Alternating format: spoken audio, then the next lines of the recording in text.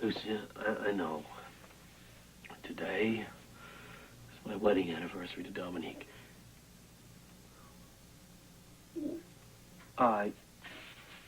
Lucy, Julie called.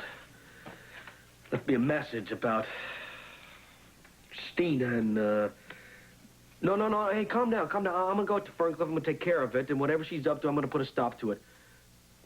Yes. All right. I will take care of myself. All right, hey, Lucy, listen, before you go, I wanted to say something. You know, when I married Dominique in Vegas, that could have been the biggest mistake of my life. But it wasn't. It was the best thing that I ever did.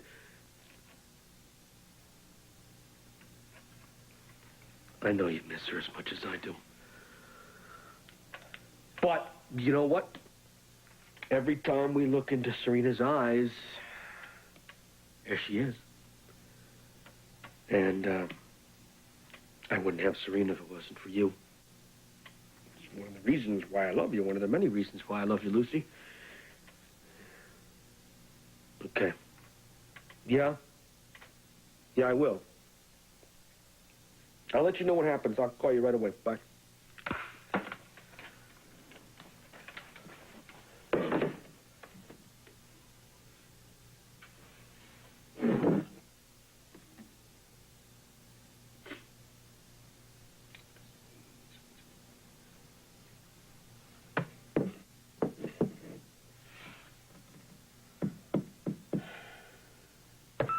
Hi, Scott. It's Julie Devlin. I heard you were out of town, but when you get back, will you please come and see me? I need to speak to you about Christina. It's very important. All right, let's see what you're up to. Hey. Kevin, don't sneak up on me like that. I'm sorry. No. It's okay. It's not you. It's me. I don't know what I am. You heard him again, didn't you? Calling to you? The boy I thought was my son? No. Not since that one time at the lighthouse. I can't shake the feeling that he's out there somewhere, all alone, without his mom. Come here.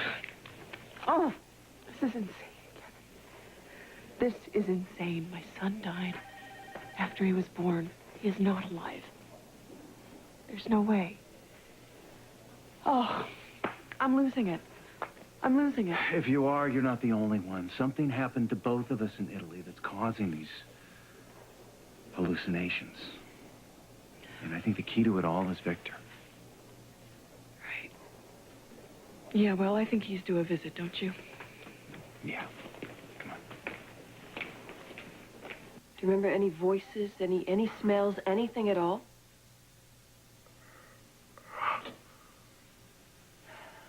All right. You just get some more rest, have something to eat. Maybe Kevin will be by to see you later. What?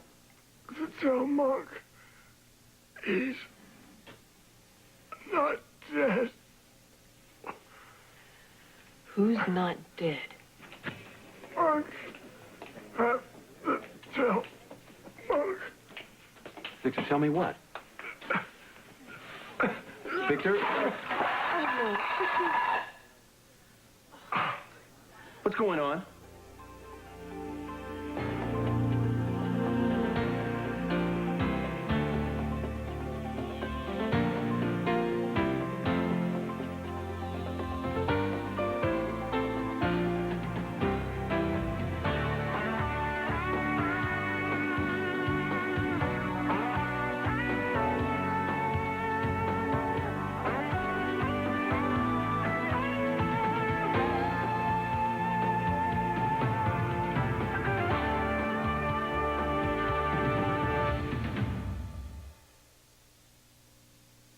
Victor, it's Kevin.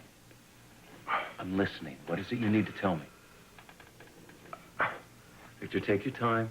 Take your time. I really don't think this is a good idea. He's upset. Any added pressure could just make him more agitated. I know how to deal with a patient, Doctor, especially my own father. Well, maybe you're not being that objective. Please. For his sake. We just were hoping for a little more progress by now. I understand. I was too. But what exactly is it you're so eager to find out? There are a lot of unexplained questions about Victor's time in Italy. Not the least of which is how he ended up off his meds. Are there any theories? I don't think working in theories is a good idea right now. Let's just concentrate on getting him back on his medication, and then he can fill in the blanks.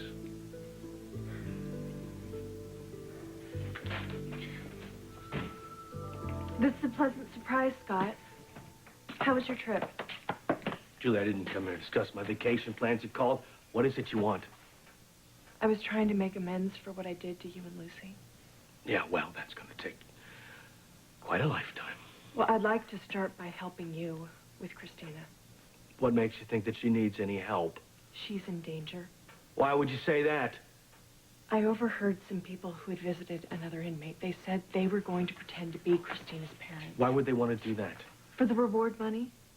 From that guy on the news. Yeah, right, Bordiso. Now, who are these people? I don't know. I'm not sure who they came to see, and I didn't hear their names. Good, great. How convenient there, Julie. Don't believe me, and you may find out what it feels like to have your baby. Nobody taken away. is taking the baby away from me. Okay? What if the real mother shows up someday? Well, that's not going to happen because the courts have ruled against the real mother we are adopting. That's great. How soon until it's official? Why is it your business? Chris and I might want to adopt once we're married. Well, that's a good one, Julie. That's really going to happen. Why not? We're already discussing wedding dates. Yeah, there's a lot of honeymoon suites out there. Come equipped with padded walls, straitjackets, you know. I am going to be proven innocent, Scott. How do you figure that when you confessed? You obviously haven't heard. Greg Cooper confessed to the murders. He admitted he brainwashed me and made me think that I killed those poor people. Brainwashed, huh? The old brainwash, huh? Expect anybody to believe that. Chris believes me. Well, I got a little news flash for you there, Julie. Chris is after your money. He loves me. He doesn't care about the money. Yeah, well, I've seen the prenup, okay? Maybe Chris did have an agenda at one point. But he's changed. We both have. You, of all people, should know what that's like. I've heard all the Scott Baldwin stories. You're not the same person you were 10 years ago. Things happen, good and bad, that affect your life and who you are. I'm sure Serena has made you a better person. I know Lucy has. Why can't you believe that's possible for Chris and me? I believe in second chances. Just not for serial killers. Haven't you ever had anyone who's believed in you? Who picked you up when you were dirt and made you feel like a human being again? Nice talking to you. Catch you later.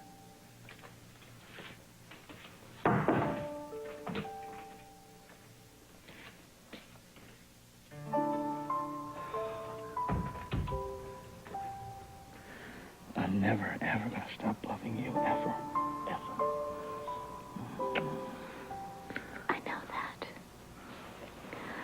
But I don't want you to lock yourself away. I want you to know love again. I want you to feel love.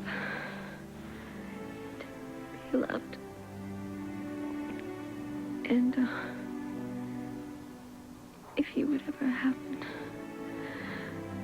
to meet someone that made you very happy, I would be so glad.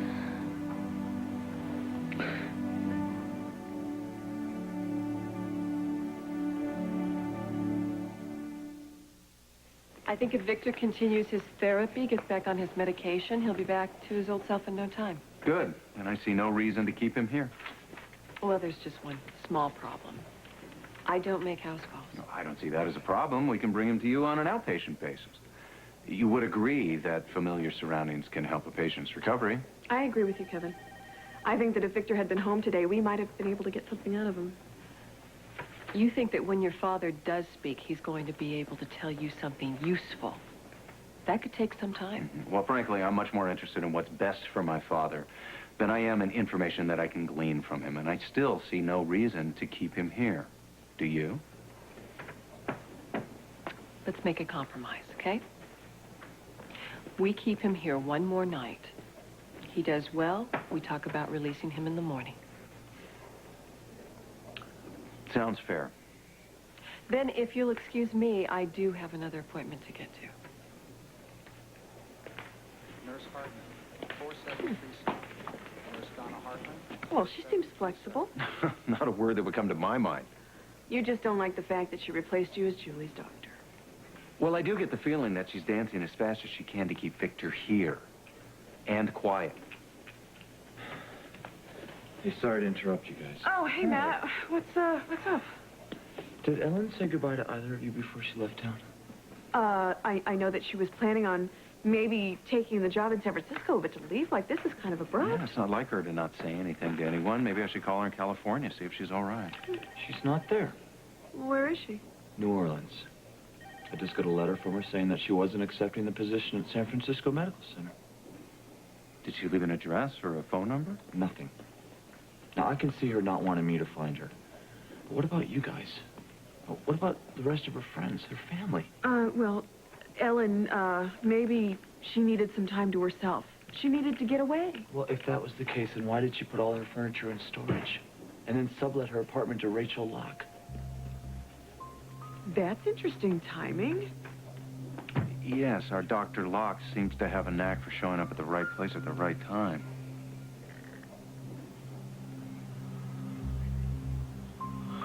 Happy anniversary, Dominique.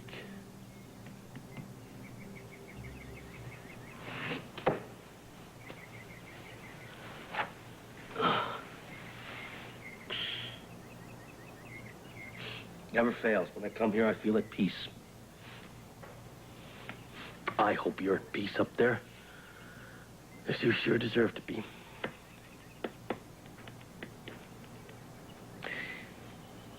Lucy says that I got a guardian angel, and it's you, that you're always looking after me. Well, Dominique, I got myself in a bit of a pickle. I know. What else is new? I wish you were here to help me here. I do. Well, you always saw the best in me, nobody else. Never did. Lucy, Lucy does now. She does. We're happy. And we have you to thank for that because you gave us Serena. She is growing up really great, Dominique. I just hope we're raising her right, the way you would want us to. I hope so.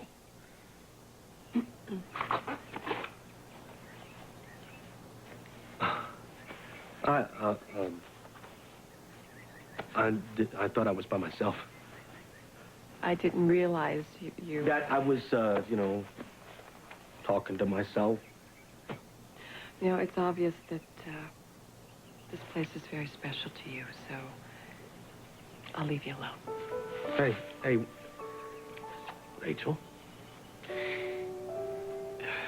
Someone told me that this place has to be shared with everybody. Is that your way of saying I can stay?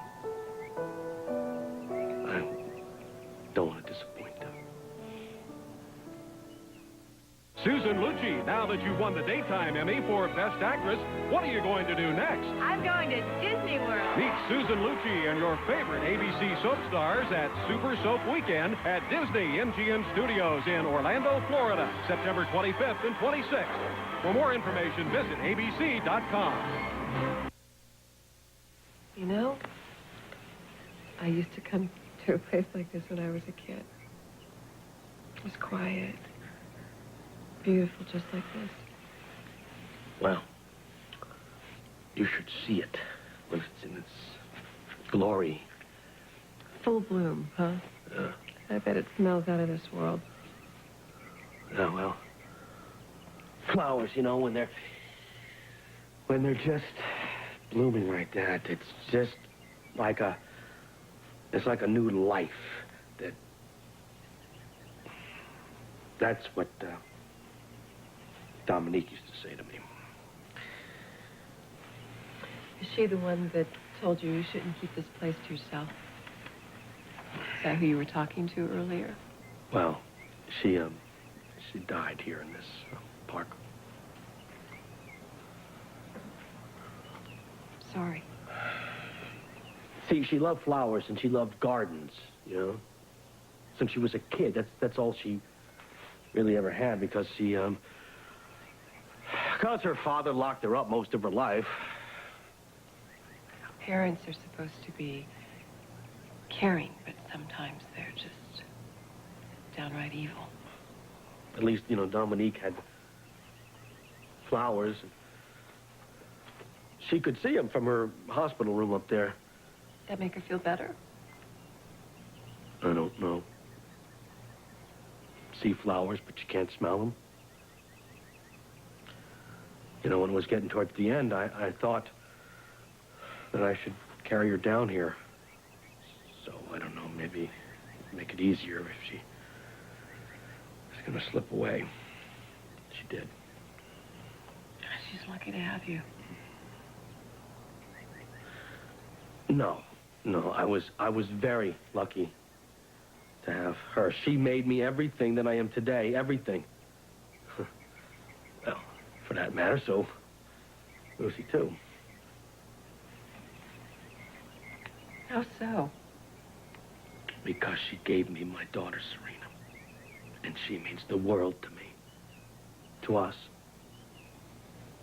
And she's done to our lives things that, well, you haven't got the time or to listen or, you know. No. I do if you want to try. No. Couldn't afford the hourly rate. I was really hoping that you weren't talking to me as a therapist right now. How should I be talking to you? As a stranger on a bench? No. No. As a friend. You know, I'm really honored that you would share this with me. It's evident that she was very close to you. She really was. She meant the world to me. But